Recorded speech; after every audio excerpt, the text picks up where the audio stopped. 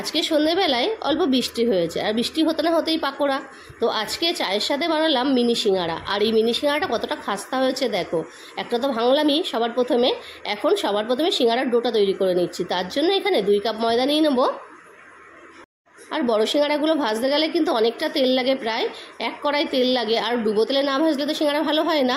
সেক্ষেত্রে ভাজা তেলটা বেঁচে গেলে কিন্তু অনেক সময় 2-4 দিনের বেশি খাওয়া যায় না, গন্ধ হয়ে যায়। সেক্ষেত্রে এই ছোটো সিঙ্গাড়াগুলো অল্প তেলে ভেজে নেবে, একদম বড় সিঙ্গাড়ার মতন তো খেতে হয়। সিঙ্গাড়া খেলেই হলো। এখন দেখো 2 কাপ ময়দার মধ্যে 1 টিস্পুন নুন দিয়ে দিলাম, আর 2 টেবিল চামচ সাদা তেল দিয়ে দিলাম, দিয়ে কিন্তু ময়ামটা দিয়ে নিচ্ছি।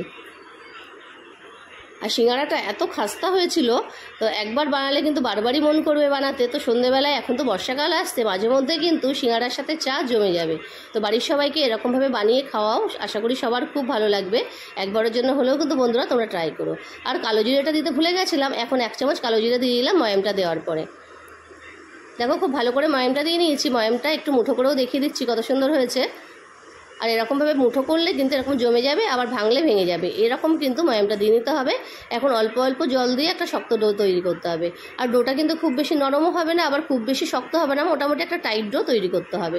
তাহলে ময়দার ডোটা তৈরি করে নিই। ময়দাটা মাখা হয়ে গেছে, এখন একটা লিড দিয়ে আমি ঢেকে রেখে দিচ্ছি। আর ওইদিকে সিঙ্গাড়ার জন্য আলুর মশলাটা তৈরি করে নেব। দেখো ডোটা ঠিক এরকম টাইপের হবে, আঙুল দিয়ে চেপে চেপে দেখিয়ে দিলাম, না বেশি শক্ত না বেশি নরম। একটা ঢাকনা দিয়ে ঢেকে রেখে দিচ্ছি। এখন সিঙ্গাড়ার পুরটা তৈরি করে নেব। সিঙ্গাড়ার পুর তৈরি করার জন্য আমি 4টে মতো আলু আগে থেকে সিদ্ধ করে রেখেছিলাম, তারপরে খোসাটা ছাড়িয়ে ঠান্ডা হতে রেখেছিলাম। এখন একটা আদা ঘষার গ্রেটার দিয়ে গ্রেট করে নেব। খুব ভালো করে গ্রেট করে নিতে হবে যাতে আলুর কোনো দানা না থাকে, কারণ ছোটো সিঙ্গাড়া বানাচ্ছি, সেক্ষেত্রে যদি আলুর কোনো বড় পিস থেকে যায় তাহলে কিন্তু সিঙ্গাড়াটা ফেটে গিয়ে তেল ঢুকে যেতে পারে। এই যে আলুটা পুরোটা ঘষে নিয়েছি, এখন মশলাটা তৈরি করে নিচ্ছি। একটা ফ্রাই প্যান বসিয়ে দিয়েছিলাম গরম হওয়ার জন্য। এখন সাদা তেল দিয়ে দিলাম 1 টেবিল চামচ, তার মধ্যে দিয়ে দিচ্ছি 5 ফোড়ন। ফোড়নে 5 ফোড়ন দিলাম। আর এখানে আদা কাঁচা লঙ্কা থেতো করে রেখেছিলাম, সেটা দিয়ে দিলাম। ঝালটা তোমরা তোমাদের প্রয়োজন অনুযায়ী দিও, আমি 2টো কাঁচা লঙ্কা দিয়েছিলাম।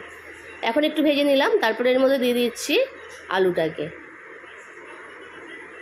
আলুটা দিয়ে একটু নাড়িয়ে চাড়িয়ে নেব।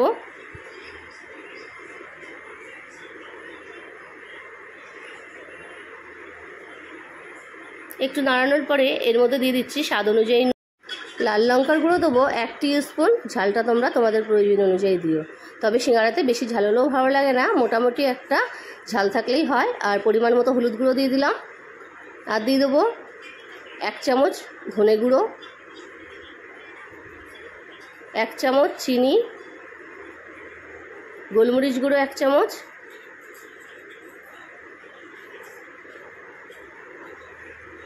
এখন আবারও ভালো করে নাড়িয়ে নিচ্ছি।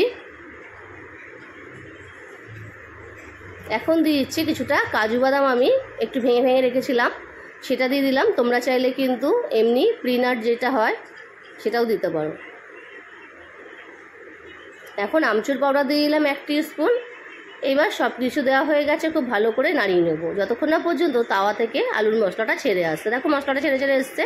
এখন এর মধ্যে ধনেপাতা কুচি দিয়ে দিলেই কিন্তু আজকে সিঙ্গাড়ার পুরটা একদম রেডি। ধনেপাতা কুচি দিয়ে আবারও একটু ভালো করে ধনেপাতা কুচির সাথে আলুটাকে মিশিয়ে নেবো, তারপরে একটু ঠান্ডা হতে দেবো। 5 মিনিট পরে চলে আসলাম। ওইদিকে সিঙ্গাড়ার যে পুরটা বানিয়েছিলাম সেটা ঠান্ডা হয়ে গেছে প্রায়। এখন দেখো ডোটা আবার একটু মেখে নিই, এর থেকে লেচি কেটে নিচ্ছি। 2 কাপ ময়দা থেকে কিন্তু আমার প্রায় 6টা মতো লেচি বেরিয়েছে।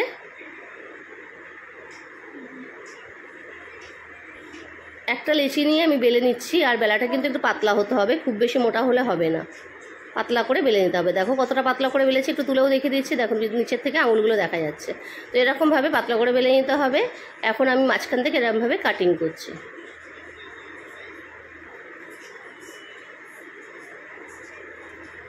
যদি মাঝখান থেকে একটু সরে যায় কোনো ব্যাপার না, আবার ঠিক করে নিলে হবে। এই যে একটা চাকুর সাহায্যে এরকম করে তিকোণ করে কেটে নিলাম। এখন সিঙ্গাড়ার পুরগুলো ভরে সিঙ্গাড়াগুলোকে রেডি করে নিচ্ছি।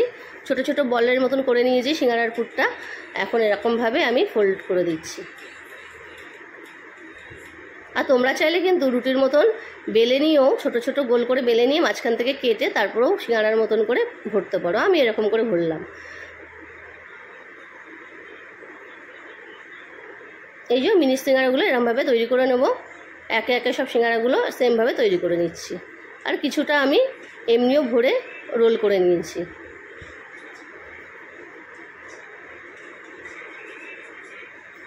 তাহলে বন্ধুরা, তোমাদের রেসিপি দেখে কেমন লাগছে আমাকে অবশ্যই কমেন্ট করে জানিও।